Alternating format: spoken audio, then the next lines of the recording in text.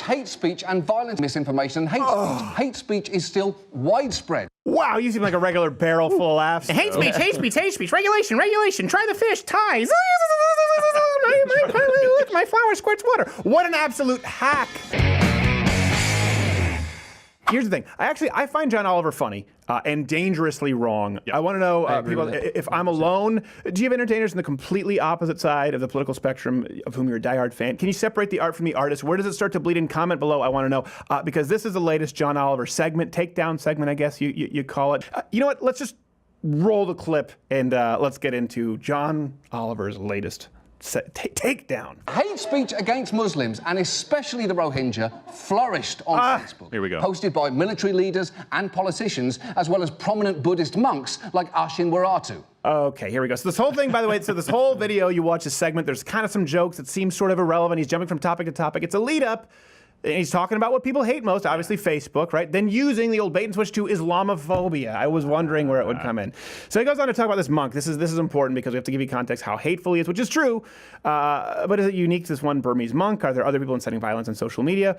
And since we're talking about Islamophobia and Islam, this is what's so important with the John Oliver segments. Yeah. Actually, ISIS successfully spreads more misinformation than any other suspended accounts on Twitter before they get banned. This actually comes from Stanford. The funny thing is, as we repeatedly have mentioned in the past, Facebook does have a legitimate problem with Islamic terrorists inciting violence. But is that the focus of John Oliver's segment? No. The entirety of this segment is ISIS completely withheld. It's about Islamophobia. ISIS gets mentioned, guess how many times? Zero. Not once. Instead, he drones on about this monk's account with less than 400,000 followers.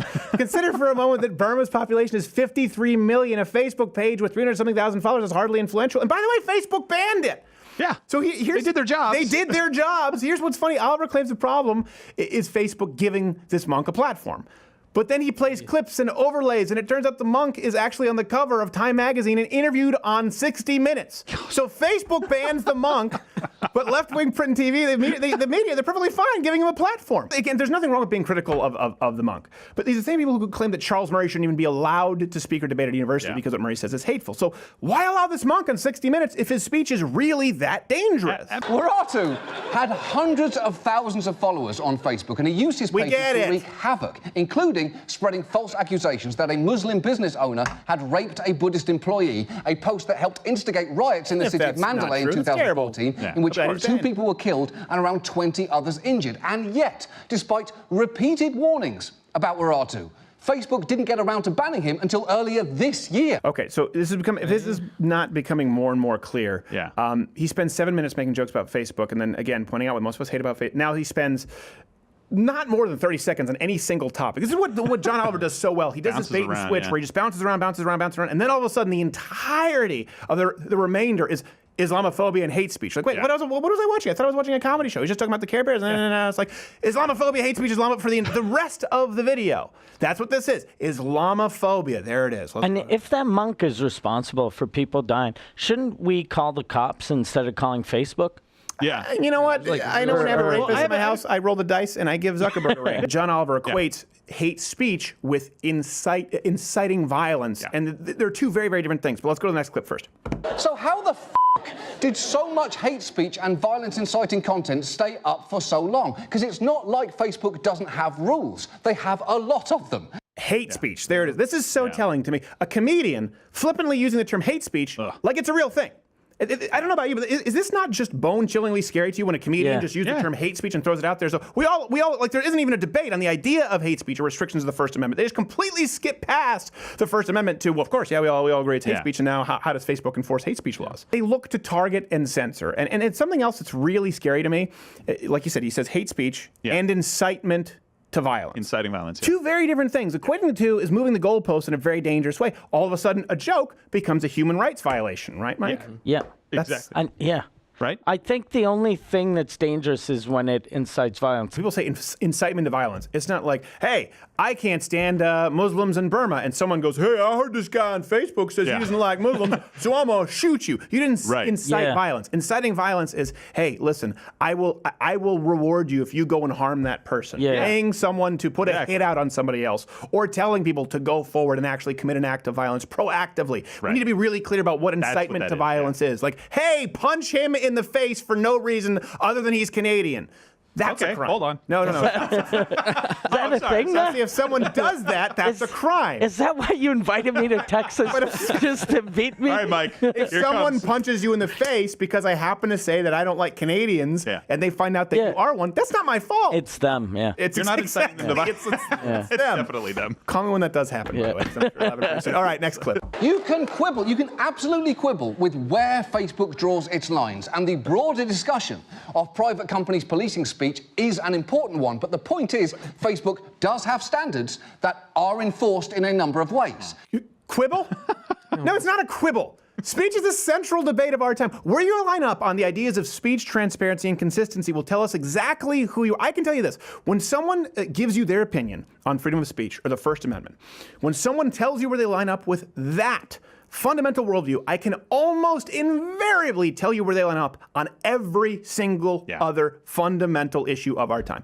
It is an absolute litmus test. Yeah, it's foundational for everything. You can quibble over whether or not the First Amendment is. And I know now all of a sudden he sounds like some Cockney guy in a bar. A pickpocket, Yeah, it's exactly what it's just that I don't like him, and I know that would piss him off even more than giving him the benefit of his London accent. All right, next clip. Hate speech is language specific. Okay, all right, listen, let's just to save you guys some time, okay, let's just show you, we have a montage to show you how many times he references hate speech unironically in the video. Let's just roll that so that we don't have to keep coming back to it. Viral rumors and hateful comments on Facebook. Hate speech against Muslims for those seeking to spread hate. Hate speech and violent misinformation and hate speech. Hate speech is still widespread. Wow, you seem like a regular barrel full of laughs, don't you? This is a fun comedy. Yeah, hate speech, hate speech, hate speech. Regulation, regulation. Try the fish. Ties. My flower squirts water. What an absolute hack. Could you imagine going to a show with this guy? I mean, I don't know. What would he talk about? One time and you're done. And does he then berate people who are politically correct who moan if he says something that's offensive? How do you have a leg to stand on? That's always funny to me when you see these self-professed sort of progressive liberal comedians and they tell a joke and the audience moans like, "Oh, quit being so sensitive." It's like, you're the one who told them to be. They are because of you. You're living in the hell you created. Enjoy. It's like Orange County. Now this is nobody's fault. Yes, it is. It's your fault. This is entirely your fault. By the way, hit the notification bell because subscriptions don't really mean anything on YouTube anymore, and apparently you might not even be notified if you subscribe. So hit the notification bell, join Mug Club for the Daily Show. $69 students, veteran active military. Okay, let's go to the next clip because I'm getting mad. I don't believe the Holocaust happened. Oh, yikes. Can someone please explain to me why what Charlie Rose did was so wrong? I wouldn't post that, but you can. George Soros invented mosquitoes. Hillary Clinton created AIDS. Yeah. Okay, so here's the I should have explained the context before that. He goes on, it's this fake Facebook ad, that he's presenting. And listen, it starts with Facebook being full of bullcrap. Absolutely, okay? We understand that. I think everybody agrees, half-truths, It's trying to get us all on the lies. same page here. Yeah, or as the co-opted term that the left invented as we know it, fake news. But again, the sleight of hand is something that he hopes people don't notice. So he takes what most of us joke about with Facebook, then segues into politics. But the only political points that you see there, conspiracy theories presented, are not only radical and almost never actually expressed, by the way. Actually, I don't think I've ever heard anyone say that George Soros invented mosquito. Probably did. Hillary Clinton. Well, I understand they're using an extreme example to make a point for comedy, okay? Like, I don't want to get on about that if we want to consider this comedy. But if you look at it, the theories and all of that, they entirely target and lampoon supposed right-wingers. How about peppering in some Donald Trump peeing on prostitutes conspiracies? No? Antifa conspiring against the 1%? No? How about pointing out the absurdity of the Kavanaugh allegations? No? Pointing out that PolitiFact, WAPO snopes who have been caught repeatedly lying or misleading or outright dishonest. No, we're not going to talk about any of those things? Okay, so again, just beware the sleight of hand here. It's like, it's just comedy. But you only do it from one point of view always. That's fine if you just tell your audience about it, you hack. Next clip. Facebook drastic. Disgusting. All right, okay, listen, we've had enough. Here's the thing. With this clip, I think all of us agree. Facebook is misleading. It really is a dumpster fire as it relates to information. As a matter of fact, I've felt that way since 2016, when the Gizmodo article leaked that Facebook moderators were selectively censoring specific conservative pages, including yours truly. Yeah. So I've been feeling this way for a long time. You were on that list. But back then, from the left, not a peep. It's also interesting that self-professed comedians like John Oliver spend so much time just making these pleas to giant corporations to control and police speech. But when an actual abuse of free speech occurs, like, say, with Mike Ward here being put before a human rights tribunal for a joke, Not a peep. Did John Oliver come to your defense? No, he didn't. He didn't make a video about you that wasn't funny? No. He was spending too much time on this monk with 300,000 fans, apparently. almost 400. That monk stole my thunder. Monk stole your Remember the term fake news was actually invented by the left after Trump was elected. And it was designed as a tool to target Donald Trump, and then it backfired when Trump used it against them. Now, why? Could it possibly be? Here's one thing that's just crazy to me about the John Oliver situation. Okay, so you're bitching about social media, and like you said, we all watch this on social media, but what's the alternative? ABC, NBC, CBS, CNN? It's entirely left-leaning. On social media, the right is, comparatively speaking, doing pretty well compared to traditional media. Now, of course, listen, there's a ton of crap on Facebook from both the left and the right. And I readily admit, and we tell the viewers often to not get your news from Facebook. Yeah. Okay, what would Mr. John Facebook needs to control hate speech Oliver have as an alternative? Again, ABC, CBS. The trend you see with John Oliver, and it bothers me, is that nearly every single takedown video he does is a plea for more government control. Think about this for a second. This is a comedian who's made it his mission. His raison d'etre is to put more control of your life in the hands of the government.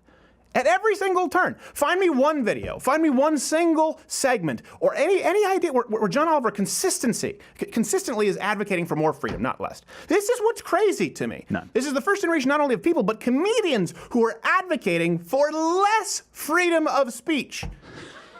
Am I taking crazy pills? Yeah, has anybody looked down the road at how this story ends? No comedians, that's how it ends. Yeah. They will have a poster of Lenny Bruce up on their wall. And then talk about needing to police speech. Yeah, exactly. Yeah, guess where we found it. Guess where I found this video on YouTube. And here's the thing: outside of this general sort of authoritarian plea from John Oliver, he never provides any solutions. Ever. Of course not. It's just so there's someone has to do something. That's what it is. And it's usually the case with the left that somebody is the government and something is more control over your life. So yeah, listen, fake news is a real problem on social media. Again, both the right and the left. How can you guard against it? We want to offer some solutions here at Loud with Crowder, and I've said this quite a few times. Create a news and media list. Yourself. Don't rely on Facebook. Set bookmarks and favorites, and for every single right-wing source, have a left-wing source. So, for example, I'd say hit the notification bell on this channel because subscriptions don't mean anything. The very next show you watch should be John Oliver's, or Vox, or the Young Turks. I don't care. Just pick whichever one you can handle for the most amount of time. And get a beer. Put Fox News in your newsfeed? Great. Next needs to be HuffPo. Breitbart? Next one needs to be Slate. Do it yourself. Curate a news feed where you have right, left, right, left, right, left. And avoid any news sites, by the way, claiming to be unbiased like CNN or Washington Post. It's impossible. They're almost always lying to you. Get both sides of every single story and you'll be more educated than 99% of the population. Tell everyone else who's watching this to try doing the same. Not only will you be more educated, but hey, it didn't require sweeping government censorship or corporate speech control. Sorry, John Oliver. Ain't that a bitch? Hey there, YouTube viewer. You like Samantha Bee? Of course not, because you actually made it to this end card. You are a miracle of the internet. I would say subscribe or hit the notification button, but I don't really know what that means on YouTube. You might not get notified anyway, but you can join up at loudwithcrowder.com/mug club. That's mug with this wonderful hand-etched mug, and you get to watch not only clips, but the full 1 hour daily show every single day. That was redundant because I said daily, but every single day, but we're going to keep it anyway because we shoot these end cards a whole lot in one afternoon. We're scraping the bottom of the barrel with this one.